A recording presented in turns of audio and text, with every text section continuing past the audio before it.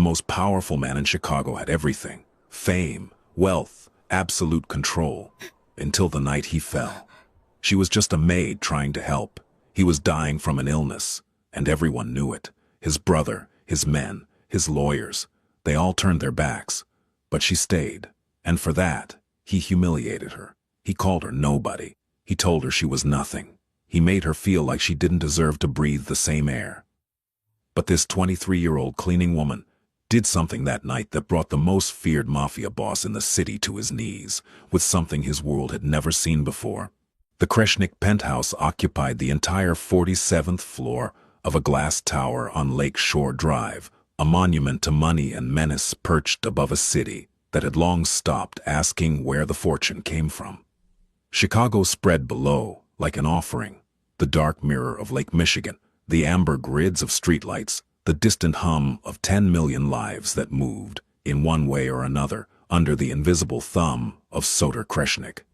He had built his empire the way his Albanian grandfather had built stone houses in the mountains of Gjirokastër, with hands that never trembled, with silence instead of speeches, and with the unshakable belief that a man who explains himself has already lost. By 43, Sodor controlled legitimate import businesses, 3 construction firms, a chain of high-end restaurants in the Gold Coast, and, beneath all of it, like a second skeleton, an intricate network of loan enforcement, territory agreements, and quiet violence that kept half the city's underworld in careful orbit around his name.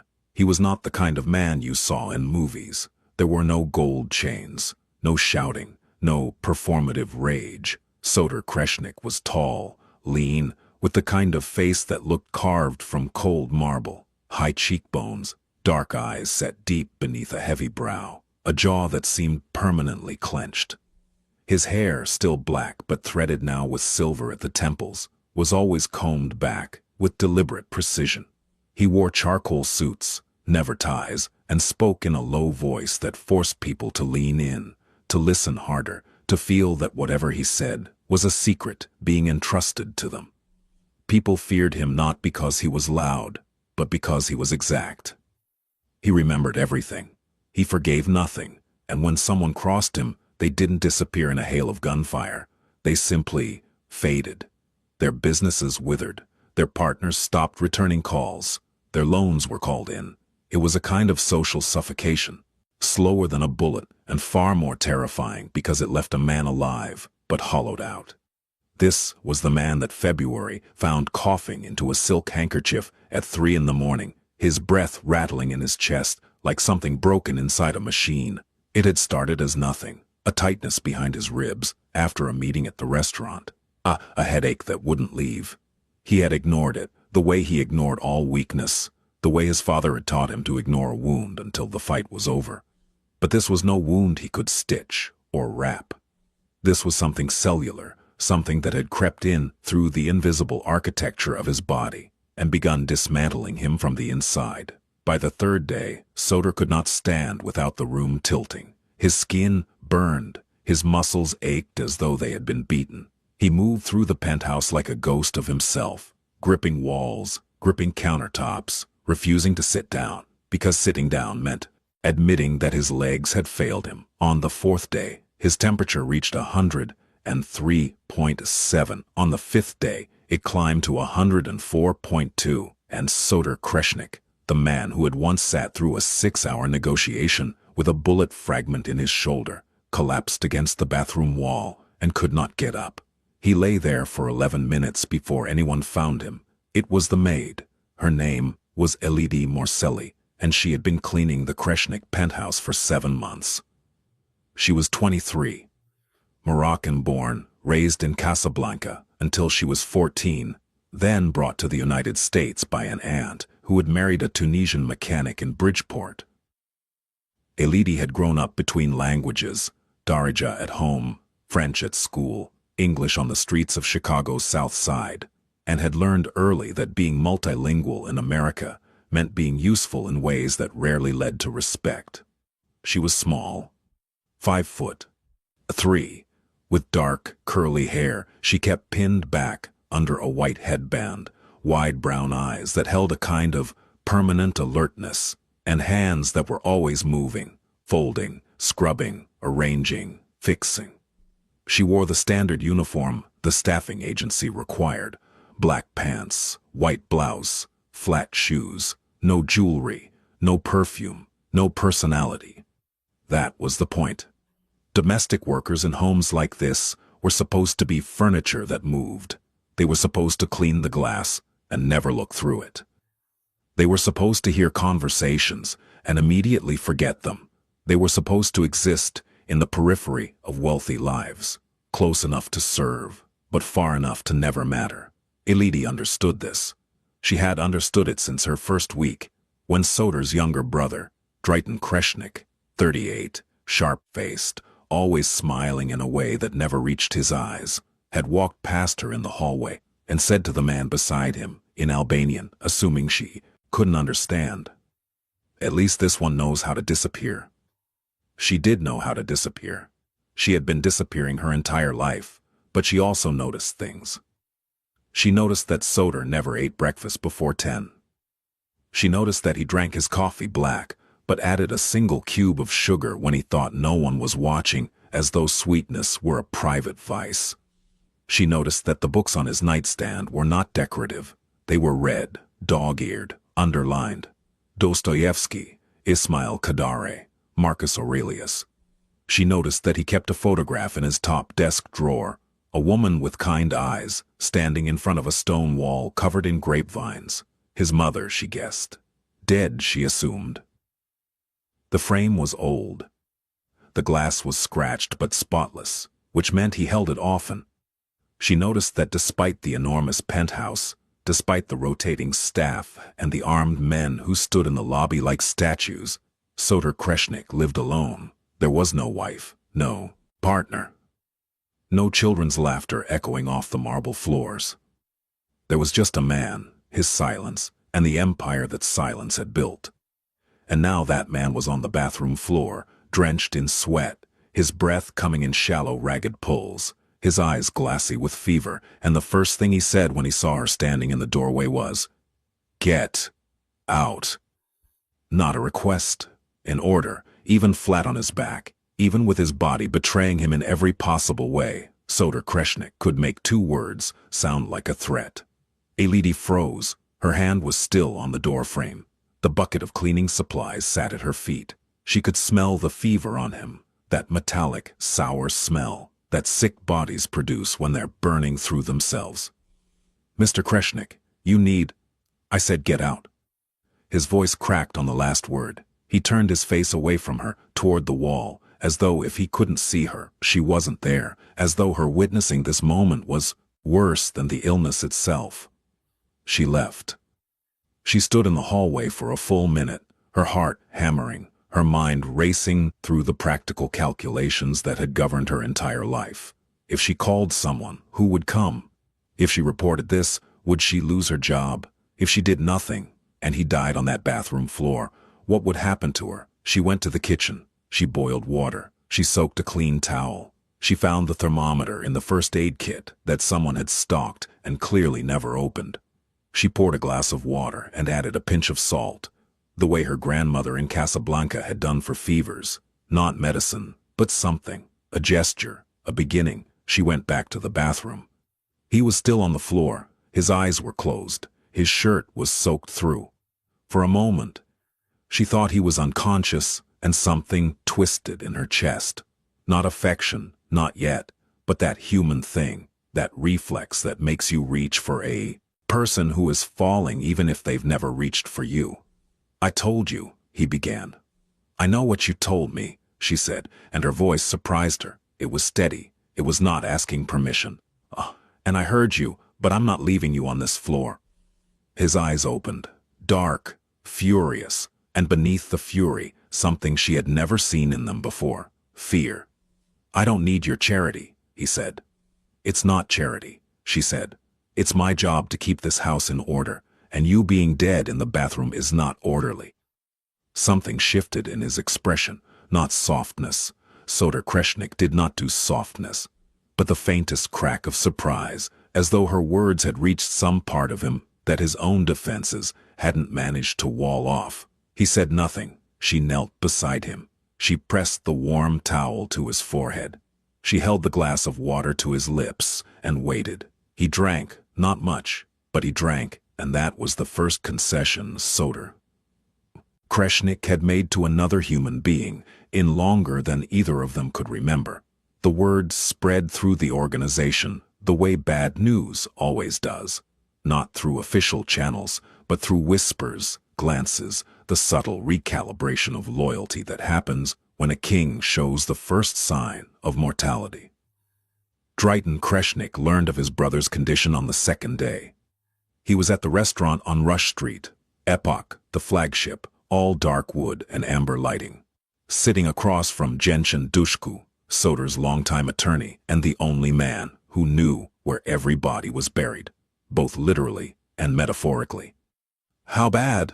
Drayton asked, not looking up from his espresso. "Bad enough that he hasn't answered his phone in 36 hours, Genshin said. He was 61, bald, with the careful eyes of a man who had spent 4 decades watching powerful people destroy themselves. "I sent Dr. Militia. Soder refused to see him, told him through the intercom to leave." Drayton smiled. That flat, mechanical smile. "Of course he did. This isn't a joke, Drayton." "I'm not laughing." Drayton set his cup down. "I'm calculating." And he was. Behind those sharp eyes, behind that carefully maintained veneer of fraternal concern, Drayton Kreshnik was running numbers. Not financial numbers, political ones. The calculus of succession, the arithmetic of opportunity. Drayton had always been the second son, always one step behind, always introduced as Soder's brother, never as Drayton, never as his own man. He had managed the construction side of the business, supervised the territory agreements on the west side, handled the relationships with the police contacts that kept operations smooth.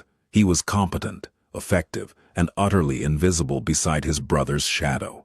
He had accepted this, or at least he had appeared to accept it, but acceptance and resignation are different animals, and Drayton had been waiting. Not plotting, not yet, but waiting, for the moment when the balance might shift. Now the balance was shifting. "What does the doctor think?" Drayton asked. Based on what little the staff described, could be severe pneumonia, could be something worse, some kind of systemic infection. Without proper examination, there's no way to know. "And he won't be examined." "No." Drayton was quiet for a long time. Then he said very softly, "Then we prepare for contingencies."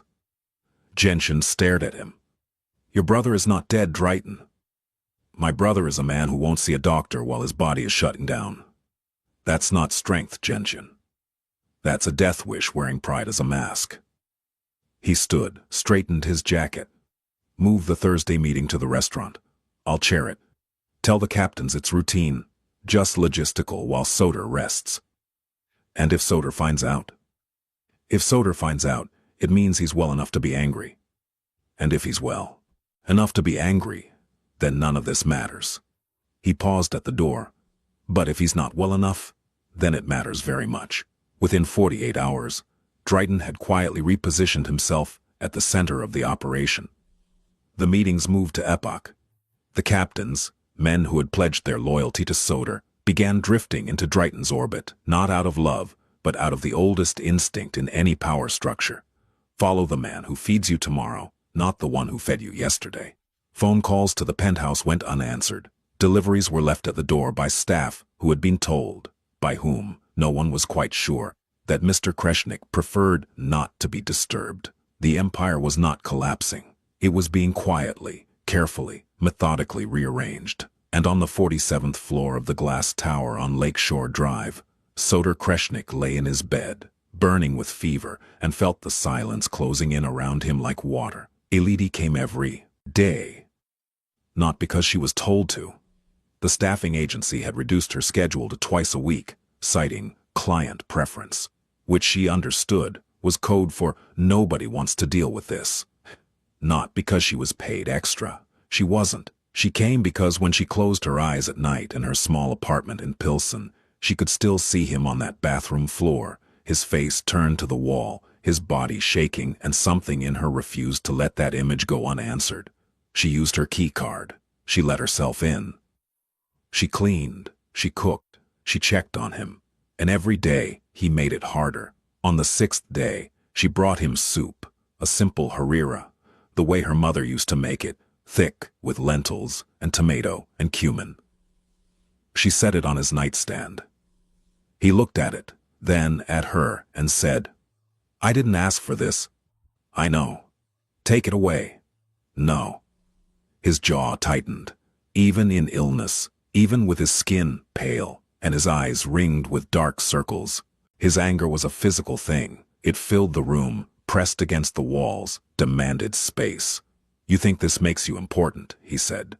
"You think because you bring me soup, you become something? You're a cleaning woman. You're nobody. You don't get to decide what I eat."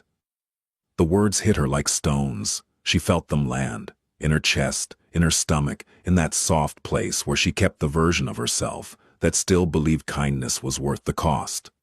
She said nothing. She turned. She walked to the door. Then she stopped. "The soup will be cold in an hour," she said without turning around. "If you eat it cold, it won't taste as good. But it'll still keep you alive. And I think, Mr. Kreshnik, that staying alive is more important than staying proud." She left. When she came back 2 hours later to retrieve the bowl, it was empty. Neither of them mentioned it. On the 7th day, his fever spiked again. She found him sitting on the edge of his bed, gripping the mattress with white-knuckled hands, his body rocking slightly back and forth, a motion she recognized because she had seen her aunt do the same thing during a kidney infection, that involuntary swaying of a body, trying to manage pain it cannot process. "Mr. Kreshnik," she said from the doorway. He didn't look up. "What?" "Your temperature. Let me check." "No." She walked in anyway. She held out the thermometer. He stared at it as though it were a weapon. "I'm not a child," he said. "Then stop acting like one."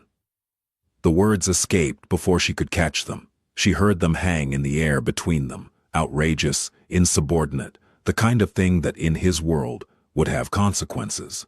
He looked at her, really looked at her, not through her, not past her, at her. And in that look she saw something she hadn't expected, the faintest flicker of what might have been admiration, or maybe it was just exhaustion so deep that his defenses had holes in them. He took the thermometer, 104.1. "You need a doctor," she said. "I have a doctor. I don't want a doctor." Those are two different statements. He almost smiled, almost. The corner of his mouth moved a fraction of an inch, then stopped, as though even his facial muscles had been trained against vulnerability. "Why are you here?" he asked, not angry now, genuinely confused. "The agency reduced your hours." "I know that. I heard the call. You're not being paid for this." Elodie considered the question. She could have lied, could have said she was just being thorough, or that the agency had changed its mind, or any number of convenient fictions. But something about the rawness of this moment, something about this powerful man, sitting on the edge of his bed, unable to stand without swaying, made her want to answer honestly. "Because nobody else is coming," she said. "I've been here every day this week. No one has come to see you. No one has called this phone." She gestured to the landline on his nightstand. "Your brother hasn't been here. Your men haven't been here. The doctor you refused, nobody sent another one." She watched the words register, watched them move across his face like a shadow. "You're alone, Mr. Kreshnik," she said. "And no one should die alone. Not even someone who tells me to get out every time I walk in." The silence that followed was the loudest thing either of them had ever heard. He lay back against the pillows. He closed his eyes. And very quietly, so quietly she almost missed it, he said, "Soder."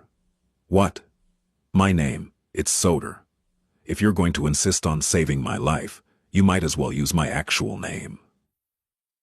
It was not an apology. It was not kindness. But it was an opening, a crack in the stone wall he had spent 43 years building, and Elodie recognized it for what it was. Soda, she repeated. Eat the soup. I made extra. She brought the bowl. He ate, and for the first time since his fever began, someone sat in a chair beside his bed and stayed. It was a Tuesday, 2:17 in the morning. February had turned savage. The wind off the lake hammered against the tower's windows with a sound like muffled artillery, and the temperature outside had plunged to 7 degrees below zero. A lady had gone home at 9. She had left a thermos of broth on his nightstand, checked his temperature, 102.8, lower than the day before, a small mercy, and told him to drink the full thermos before sleeping. He had nodded, which was more cooperation than she had gotten in a week. At 1:45, her phone rang. It was the building's night security. A man named Theodore, Romanian, ex-military, the kind of man who kept a flashlight on his belt, even in well-lit hallways. He spoke in that flat, careful voice that people use when they are describing something they wish they hadn't seen. Miss Morcelli, I'm calling because there's been an alert from the 47th floor. The medical monitor, the one you asked us to install on the door sensor, it triggered. I went up. The front door's locked, but I can hear him through the door. He's on the floor again. I think he fell. I think it's bad. Did you call his brother? A pause. I called the number on the emergency list. Mr. Drayton Kreshnik's assistant answered. She said he's unavailable. Unavailable. That's what she said. Did you call anyone else on the list? I called 4 numbers, miss. 2 went to voicemail. 1 said he'd look into it. The last one, Mr. Dushku, the attorney, he said, and I'm quoting, handle it locally. We're managing the situation. Elodie sat in the dark of her apartment. She listened to the wind outside. She listened to the blood pounding in her ears. She thought of every cruel word Soder, Kreshnik, had said to her. She thought of the way he had turned his face to the wall rather than let her see him weak. She thought of the empty soup bowl. She thought of the way he had said his name, Soder, like he was handing her a key to a door he had kept locked his whole life. I'm coming, she said. She dressed in 3 minutes. She called an Uber. The ride from Pilsen to Lakeshore Drive took 14 minutes at that hour. No traffic, just empty streets glazed with ice and the distant red pulse of traffic lights changing for no one. She used her key card. She took the elevator to 47. She opened the door. The penthouse was dark, not the darkness of sleep, but the darkness of absence. Every light off, every curtain drawn, as though the apartment itself had given up. She found him in the hallway between the bedroom and the bathroom. He was on his side, his cheek pressed against the cold marble floor, his body curled in on itself. His breathing, was wrong. Too fast, too shallow, with a wet, crackling sound on each exhale that she recognized from her aunt's illness. The sound of lungs that were filling. Soder. She dropped to her knees beside him. Her hand went to his forehead. The heat was immense, not the steady burn of the previous days, but something spiking, something desperate. His skin was the color of ash. His lips were dry, cracked, almost blue at the edges. His eyes opened, barely. He looked at her as though from a great distance, as though he were already somewhere else, and she was a figure on a shore he was drifting away from. You came back, he whispered. I told you, no one should die alone. Everyone dies alone. His voice was barely a sound. That's the only honest thing about it. Not tonight, she said. She moved with the focused efficiency of someone who has been preparing for a crisis without knowing it. She pulled blankets from the bedroom and wrapped him where he lay, knowing that moving him alone was too risky. His body was too heavy, too fragile, and the wrong kind of fall could break something that was already on the verge of breaking. She elevated his head with pillows. She brought water and held it to his lips, tilting the glass slowly, the way nurses do, the way her grandmother had done for her grandfather in the last months. He drank in small, reluctant sips, his throat working painfully. Then she made a phone call that would, in retrospect, change everything. She did not call Drayton. She did not call Genshin Dushku. She did not call anyone on the emergency list that had already failed him. She called Dr. Irfan Hadjic. Dr. Hadjic was 64 years old, Bosnian-born, a former field surgeon who had worked through the siege of Sarajevo and had later rebuilt his practice in Chicago's Albany Park neighborhood. He treated the immigrant community, the people who couldn't go to hospitals because of their papers, the people who paid in cash and asked no questions. He was not part of Soder's world. He had no connections to the organization. He owed nothing to anyone, and that was exactly why Elidi trusted him. She had met him 2 years ago, when her aunt's husband had fallen at the shop and needed stitches, but was terrified of the hospital. Dr. Hadjic had come at midnight, sutured the wound on the kitchen table, refused payment, and said only, "Call me if you need me again. I don't sleep much anyway." He answered on the second ring, "Dr. Hadjic, it's Elidi Morselli." "The niece, I remember. What happened?" "I have a man. 43. High fever for over a week, possibly higher than 104 tonight. Wet cough, crackling in the lungs. He collapsed. He's conscious but barely. He refuses hospitals." A pause. "Refuses or can't?" "Both." "Address?" She gave it. She heard him moving already. Keys, a door, the sound of a car starting. 30 minutes, he said. "Keep him warm. Keep him awake. If he stops breathing, call 911. Pride won't matter then." She hung up. She turned back to Soder. His eyes were closed again. His breathing labored, each inhale a small battle. "Soder, stay with me." "Tired," he murmured. "I know, but you don't get to quit. Not yet." "Why not?" It wasn't a question. It was the voice of a man who had surveyed his life from the floor of his own hallway and found it insufficient. "Because you haven't finished your soup," she said, and incredibly, impossibly, the corner of his mouth twitched. Dr. Hadjic arrived in 26 minutes. He was a lean man with wire-rimmed glasses and the unflappable manner of someone who had treated gunshot wounds by candlelight. He examined Soder on the hallway floor with the kind of gentle efficiency that made the enormous penthouse feel, for a moment, like a field hospital. His diagnosis was grim but precise. Bilateral pneumonia. Severe. He's also showing signs of sepsis. The infection has likely entered the bloodstream. His blood pressure is low. His oxygen saturation is dropping. He needs IV antibiotics, fluids, and monitoring. If I had proper equipment, I'd want a chest x-ray, but we work with what we have. Can you treat him here?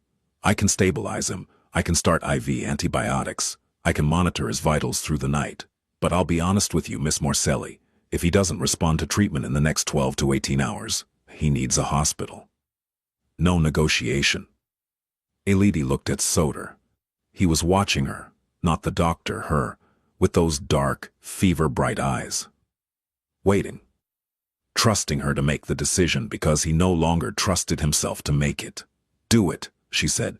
Dr. Hadjic worked for an hour. He started an IV line with practiced hands. He administered broad-spectrum antibiotics. He rigged a pulse oximeter to Soder's finger and set up a manual blood pressure cuff. He adjusted the pillows, raised the blankets, and spoke to Soder the way he spoke to all his patients, calmly, directly, without the false cheer that doctors in expensive hospitals used like anesthesia. "You are very sick," Dr. Hadjic told him, "but you are not dead, and you will not be dead tonight if you cooperate. Can you do that?" Soder looked at the old doctor, then at Elidi. "Apparently," he said hoarsely, "I don't have a choice." "You always have a choice," Dr. Hadjic said. "Oda, tonight you're choosing to live. That's a good choice." The doctor left at 4:30 in the morning, with instructions for Elidi that covered 3 handwritten pages. Check the IV every 2 hours. Monitor his temperature every 90 minutes. Wake him if his breathing changes. Call immediately if his lips turn blue. Elidi sat in the chair beside him. The penthouse was silent except for the wind and his breathing and the slow drip of the IV. Turn to force. 5:15. Soder opened his eyes. "You should go home," he said. His voice was thin, but clearer than before. I should, she agreed, but I won't. A long silence. I was cruel to you, he said, not an apology. He didn't know how to apologize, but an acknowledgement. A man holding up a mirror and not flinching from what he saw. Yes, she said. You were. Why did you come back? She thought about it. The real answer was complicated, a tangle of empathy and stubbornness, and something she couldn't name. Something that had to do with seeing a man who was drowning and recognizing the water because she had been in water like that before. Because cruelty is not a reason to let someone die, she said. And because I think the man who said those things to me isn't the man lying here right now. I think the man who said those things was afraid, and fear makes people say terrible things. He stared at the ceiling. The IV dripped. The wind howled. I have been afraid, he said, my entire life. I just got very good at hiding it. It was the most honest thing Soter Kreshnik had ever said to another human being. And he said it to a cleaning woman who was sitting in a chair in his hallway at 5 a.m, holding a glass of water she had warmed with her own hands. Elodie said nothing. She didn't need to. She simply refilled the glass, held it out, and waited. He drank. The antibiotics worked, not immediately. Nothing in real medicine is immediate. But by the third day, after Dr. Hadjich's intervention, Soter's fever dropped to 101. By the 5th day, it was 99.4. By the 7th day, the crackling in his lungs had quieted. His color had returned, and he could sit up in bed without the room spinning. Dr. Hadjich came every other day. He was pleased, but cautious. The body recovers, he said, packing his bag after the 4th visit. But so must the mind. He's been, under tremendous physical stress. He'll be weak for weeks. He needs rest. Real rest. He doesn't know how to rest, Elodie said. Then teach him. Teaching Soter Kreshnik to rest was like teaching a storm to whisper. He fought recovery with the same ferocity he had fought everything in his life, as though recuperation were an enemy to be dominated, rather than a process to be trusted. On the first day he could stand, he insisted on walking to his study. He made it halfway down the hall before his legs buckled. Elodie caught him, or rather, she braced herself against the wall and let him lean into her, her small frame somehow absorbing the weight of a man nearly a foot taller, holding him upright with a stubbornness that matched his own. Don't, he said through gritted teeth. Don't tell me to go back to bed. I wasn't going to. I was going to suggest the study can wait, and that the living room sofa is closer. You can sit there and look at the lake and pretend you're working. He looked down at her. She was still bracing him, her hands steady on his arm, her feet planted. There was no pity in her face, no triumph, just that calm, practical intelligence that he was beginning to find more disarming than any weapon. Fine, he said.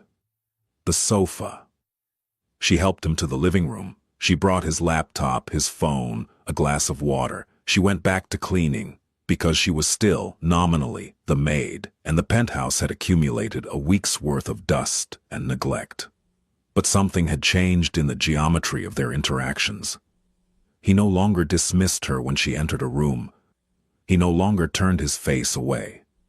Instead, he would watch her, not staring, not leering, but observing the way she moved through spaces, the efficiency of her hands, the way she straightened a cushion or aligned a stack of books, with the same unconscious precision he brought to a negotiation. One afternoon, while she was wiping down the kitchen island, he said from the sofa, "You read." She looked up. "What?" "The other day, I saw you looking at the bookshelf in my study, not just looking, reading the spines. You tilted your head the way people do when they're deciding whether to pick something up." She felt a flush creep up her neck. "I'm sorry. I shouldn't have, I'm not accusing you. I'm asking." He paused. "What do you read?" It was such an unexpected question. This feared man, this lord of violence and silence, asking his maid what books she liked, that Elodie almost laughed, almost. Instead she said, "Novels. Mostly French. I grew up with French literature in school. Camus. Duras. Recently I found a translation of Kadari at the library. The General of the Dead Army." Something changed in his face. A light. a recognition.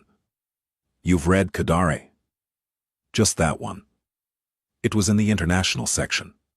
I didn't know who he was until I started reading, and then I couldn't stop. "He's Albanian," Soter said. "Like my family." "I know. I looked him up after." For the first time since she had known him, Soter Kreshnik looked at her with something beyond acknowledgement. It was a kind of wonder, the surprise of finding something valuable in a place where you hadn't thought to look. "There's a copy of Broken April on my shelf," he said. "Second row. You can borrow it if you want." "I want," she said. He almost smiled again. This time, the corner of his mouth moved a full quarter-inch. The days settled into a rhythm. She would arrive in the morning, still technically cleaning, still technically invisible, and the line between her duties and her presence began to blur. She cleaned, yes, she cooked, yes. But she also sat with him during the long afternoons, when the lake turned silver and the silence of the penthouse pressed in like a weight. And they talked, not much at first. He was not a man who talked easily, and he told her about Albania. He told her about Albania, about his grandfather's village, about the code of honor that had governed his family for generations. The Bisa, the sworn word, the idea that a man's promise was more binding than any contract. He told her about coming to America at 12, about the shock of a country that valued noise over substance, about how he had learned to survive by becoming the quietest person in every room. She told him about Casablanca, about the Medina's narrow streets, the smell of orange blossoms and diesel, the way the call to prayer had been the rhythm of her childhood. About her mother, who had died when she was 10. Breast cancer, caught too late because they couldn't afford the tests that would have caught it early. About her aunt, who had brought her to Chicago and given her a life she hadn't asked for, but had learned to build within. "You lost your mother young," he said one afternoon. His voice was careful, as though he were handling something fragile. "I did. I lost mine when I was 30. Stroke, fast. I was in a meeting when it happened. By the time I got to the hospital, she was gone." He paused. "I have never forgiven myself for being in a meeting." "You couldn't have known." "No, but I should have been the kind of man who wasn't always in meetings." He looked at his hands. Large hands, scarred at the knuckles, hands that had done things he would never tell her. "I should have been the kind of man who was present. Instead, I built an empire that required my absence from everything that mattered." Elidi said nothing for a long time. Then, "You could become that man now." He looked at her. "Now? Why not? You're recovering. You're in a room with books and a lake, and no one asking you to be anything. When was the last time you had that?" He thought about it.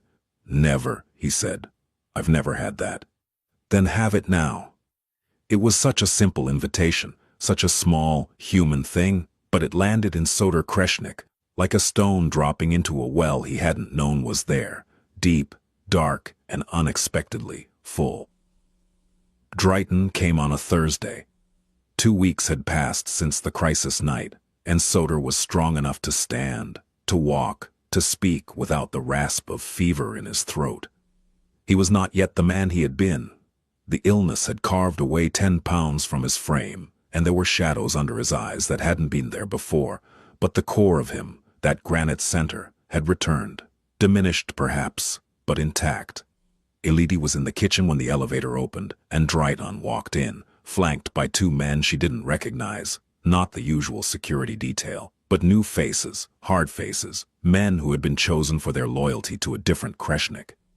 "Brother," Drayton said, spreading his arms in a gesture of warmth that had the temperature of a November lake.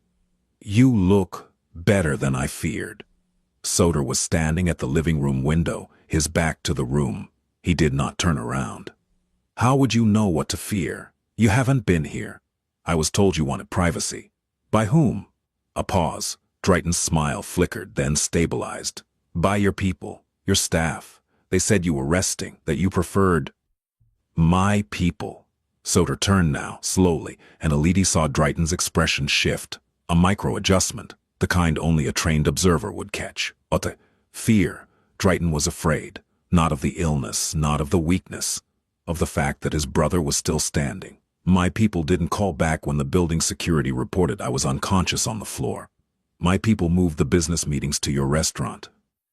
My people stopped coming. He took a step forward. Were you waiting for me to die, Triton? That's a disgusting thing to say. Then disgust me with your answer. The room was a held breath. The two men behind Triton shifted, uncertain. Elodie stood frozen in the kitchen doorway, a dish towel in her hand, invisible the way she had trained herself to be, but hearing everything, registering every word the way she always had. Triton's eyes moved to her, locked. Something cold passed through his expression. Calculation, reassessment, threat. Perhaps, Triton said, his voice dropping, we should discuss this privately, without the help. She stays, Soder said. Triton blinked. She's a cleaning woman. She was the only person in this building who cared whether I lived or died. So she stays and you explain yourself. Something ugly moved beneath Triton's careful surface. He straightened, adjusted his cufflinks, smiled that hollow smile. Fine. You want to know what happened? I'll tell you. You were sick. You refused help. You refused doctors. You refused your own brother. So I did what any responsible man would do. I kept the business running. I met with the captains. I honored our agreements. I made sure that while you were lying in your bed, choosing pride over survival, the entire operation didn't collapse. You moved to replace me. I moved to protect what you built. There's a difference. The difference, Soder said, and his voice was quiet now, quieter than Triton had ever heard it, which meant it was at its most dangerous, is that you didn't call, not once, not to ask if I was alive, not to send a doctor, not to check on your own blood. You calculated the odds, Triton. You decided I was more useful dead, and you began building a world without me in it. Triton said nothing. For once the smile was gone. Do you deny it? A long silence. Then Triton said very carefully, I deny nothing. I prepared for the worst. That is what survivors do. Survivors, Soder repeated the word like it, was something he'd found at the bottom of a glass. Our grandfather used a different word. He called it betrayal. Triton's composure finally cracked. Color rushed into his face. His voice rose. You want to talk about betrayal? You who kept me in your shadow for 20 years. You who never once said my name in a room without saying yours first. I built half of what we have. The construction, the west side, the police contacts. And you treated me like hired help. His eyes shot to Elodie. Speaking of hired help, how convenient. The great Soder Kreshnik, humbled by illness, nursed back to health by the maid. How touching, how strategic. Careful, Soder said. Oh, I'm being careful. I'm being very careful. Because I've seen this before, brother. A powerful man gets weak. A pretty young woman sees an opportunity. She makes herself indispensable. She makes herself trusted. And before you know it, she's not cleaning the floors anymore. She's sitting at the table. He turned to Elodie. His eyes were flat, reptilian. How much did you think this was worth? The sick man, the empty penthouse, the intimate little nights of soup and pillow fluffing. What's the price tag on that performance? The silence that followed was not empty. It was full of violence, full of history, full of the centuries-old weight of men who had used power to strip others of their dignity. Elodie felt the words like a brand. She felt them burn through the layers of composure she had built over years of being invisible, being dismissed, being tolerated but never valued. She felt her hands shake. She felt her throat close. She felt the tears press against the back of her eyes with a force that terrified her, because crying in front of this man would prove everything he was saying. She opened her mouth to speak, to defend herself, to explain, to rage. She didn't get the chance. Enough.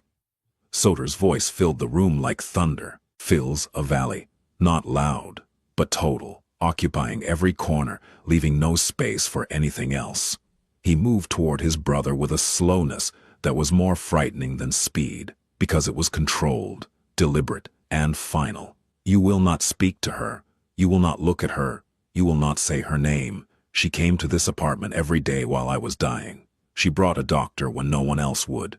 She sat in a chair next to my bed at 3 in the morning and kept me alive with water and stubbornness and a kind of courage that you, Drayton, with all your suits and your smiles and your calculations, will never understand. He was close to his brother now, close enough to touch, close enough to break. She asked for nothing, not money, not protection, not status, nothing. She did what she did because it was right, and if you cannot recognize that, if your mind is so poisoned by ambition that you see manipulation and mercy, then you are not the brother I thought you were. You are not even the man I hoped you could become. Drayton's face was white. The two men behind him were statues. Get out, Soder said. Take your new men with you, and understand this clearly. The next time you enter this building, you will come alone. You will come respectfully, and you will come prepared to account for every decision you made while I was on that floor. Drayton left. The elevator doors closed, and the penthouse was quiet again. Soder stood at the window. His hands were trembling, from emotion, from exertion, from the sheer physical cost of confrontation when his body was still healing. He braced himself against the glass. Elodie came to him. Not rushing, not hovering, just walking to his side the way a person walks to a cliff's edge, carefully, but without fear. You didn't have to do that, she said. Yes, he said. I did. He's your brother. He was my brother. Today he showed me what he is. He paused. You showed me what you are a long time ago. I was just too proud to see it. He turned from the window. He looked at her. Really looked at her the way he had on the bathroom floor that first time, but different now, not through a haze of fever or pride. With clarity. With the clean, painful clarity of a man who had been to the edge of death and come back seeing the world as it actually was. Thank you, he said. 2 words. But from Soder Kreshnik, they carried the weight of a continent. Elodie nodded. She did not cry. She did not throw her arms around him. She did not perform gratitude or relief or any of the emotions that a lesser storyteller might have demanded of her. She simply said, "You're welcome. Now sit down before you fall again." He sat. What Drayton did not know, what no one knew except Elodie and a dead phone battery, was that on the night of the crisis, while Dr. Hadjic worked on Soder and Elodie monitored his breathing, she had done something else. She had not planned it. She was not a strategist. She was not a player in the games of powerful men. But she was observant, pathologically, survival necessarily observant. And in the weeks of cleaning Soder's penthouse, she had noticed things. She had noticed that Soder kept a safe in his study, not the wall safe that everyone knew about. The obvious one behind the painting, the one that held cash and a weapon and the kind of documents that men like Soder kept as insurance. No.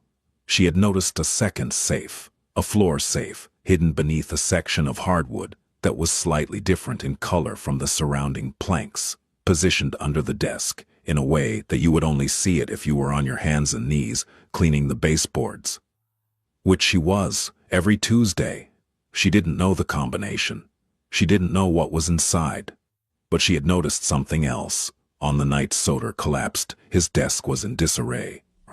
Unusual for a man who kept his environment as controlled as his empire. Papers were scattered. His laptop was open to an email. And beside the laptop, on a yellow legal pad in Soder's precise handwriting, was a list.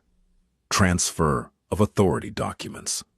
Power of attorney revocable. Operating agreements, 3 LLCs. Bank signatory changes. Below the list, underlined twice, do not sign.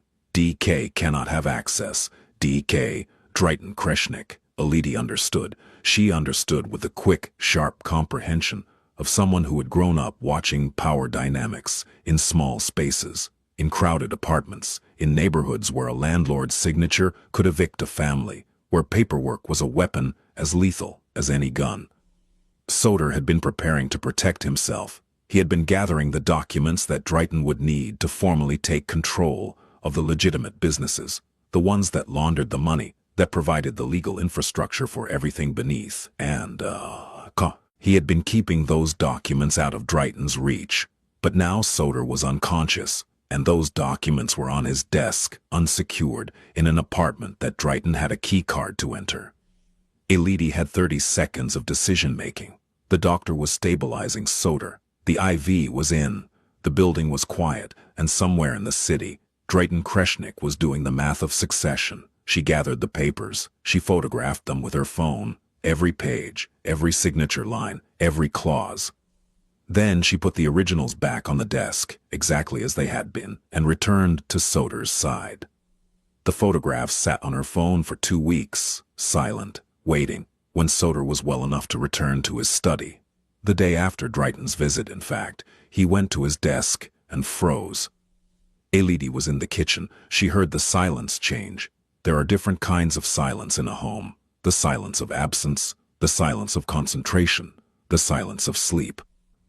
This was the silence of alarm. She walked to the study doorway. Soder was standing at his desk, staring at the papers. His face was carved stone. "These were moved," he said. "They were on your desk the night you collapsed," Elodie said. He looked at her sharply. "You saw them." "I saw them. I didn't read them in detail, but I saw the note, the one about the transfer documents." His jaw tightened. "What did you do?" She took out her phone. She opened the photo album. She held it out to him. "I photographed everything, every page, in case someone came while you were unconscious and took the originals or altered them. I didn't know what they meant exactly, but I knew they mattered, and I knew you wouldn't want someone else to have them."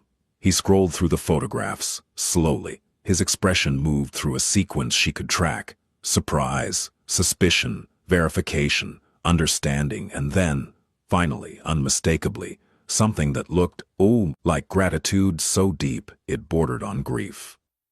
"These are the operating agreements for the 3 holding companies that control the construction firms," he said quietly.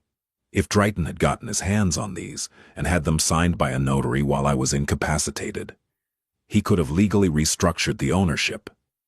He could have locked me out of my own businesses." "I know," Elodie said. "I mean, I didn't know exactly, but I understood the shape of it." "The shape of it." He repeated her words, and there was something in his voice she hadn't heard before. Awe. A man who had spent his life surrounded by soldiers and strategists, staring at a 23-year-old maid who had instinctively done what none of them had thought to do. "Why?" he asked. "You could have ignored it. You could have let him take whatever he wanted. It's not your fight." Elodie considered the question the way she considered all important questions, carefully, without hurry. "Because you were helpless," she said. "And taking from someone who is helpless is the worst kind of theft. It doesn't matter who you are or what you've done. No one deserves to be robbed while they're dying." "Oh." He set the phone down on the desk. He pressed his palms flat against the surface, steadying himself, not physically this time, but emotionally, anchoring himself against the current of something he did not know how to feel. "You're remarkable," he said. "And I don't say that to people. I know you don't. What do you want, Elodie? For this? For everything? What can I give you?" And here it was. The moment that would define her in his world.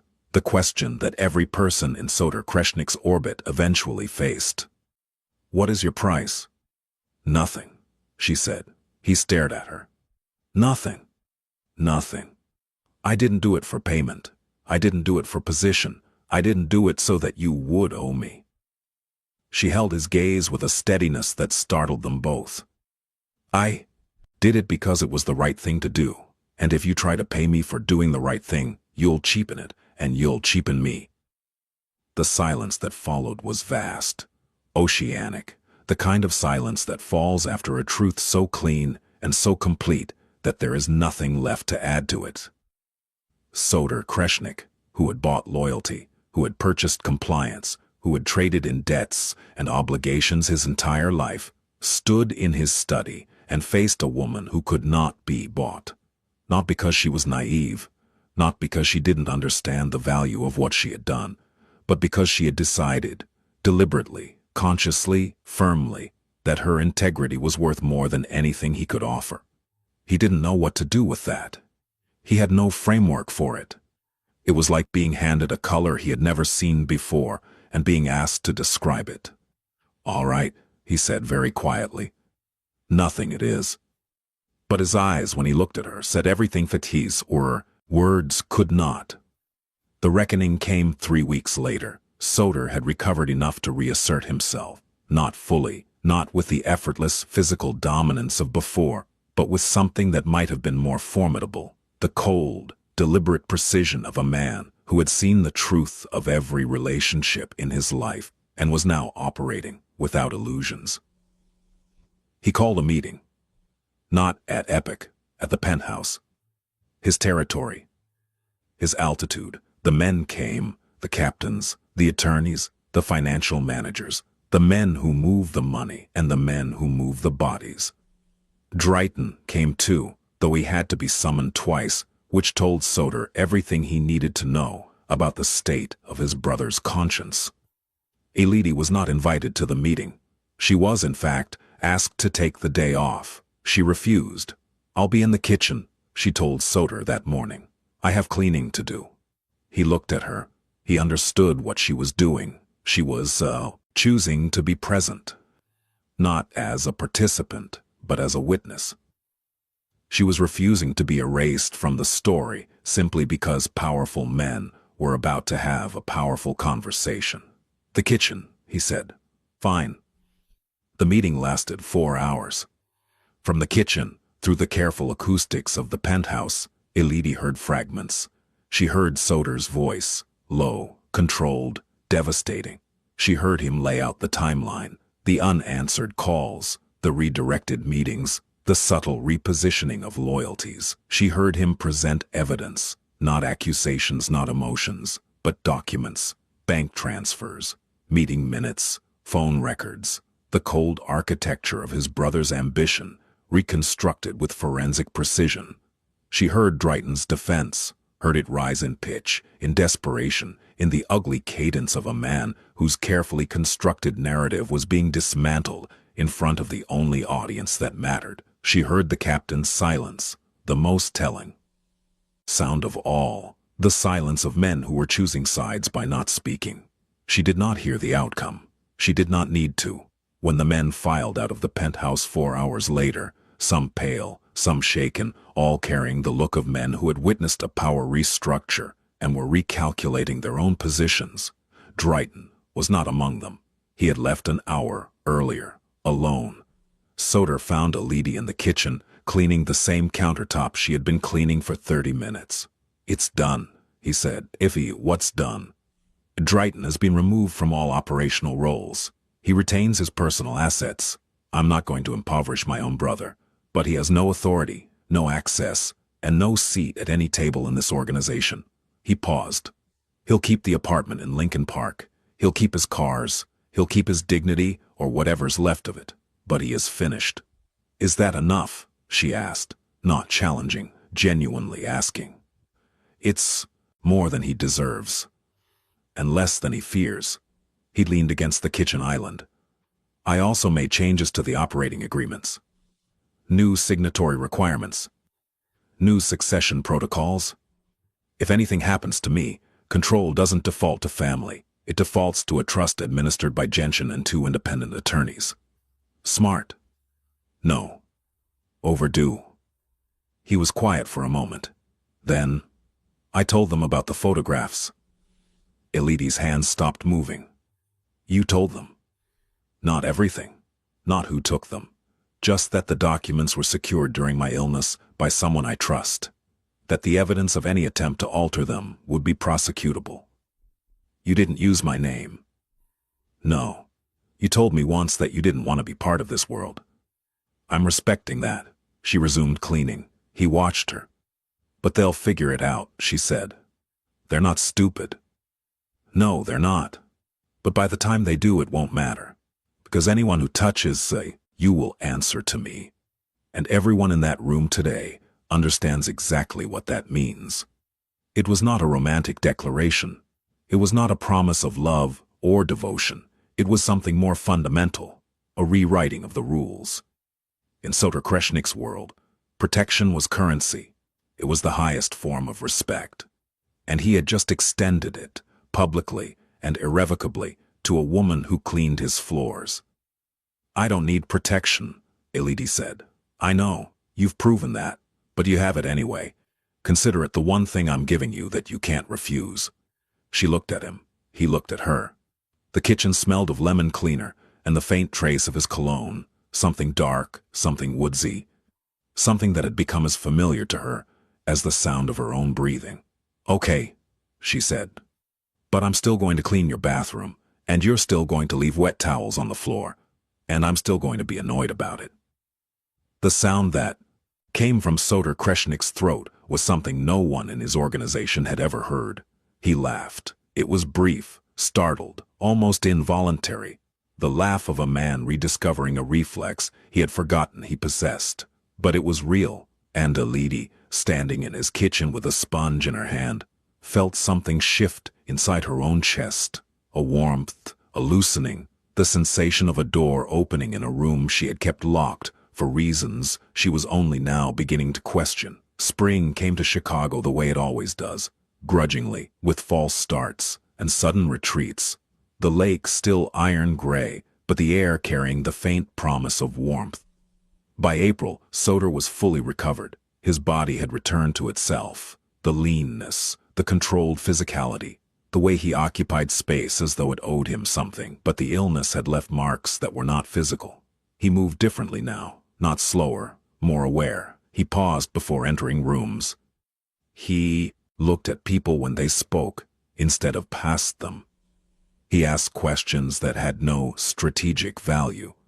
He said please to the doorman, which sent a ripple of bewildered concern through the building staff, who assumed he was either testing them or dying again.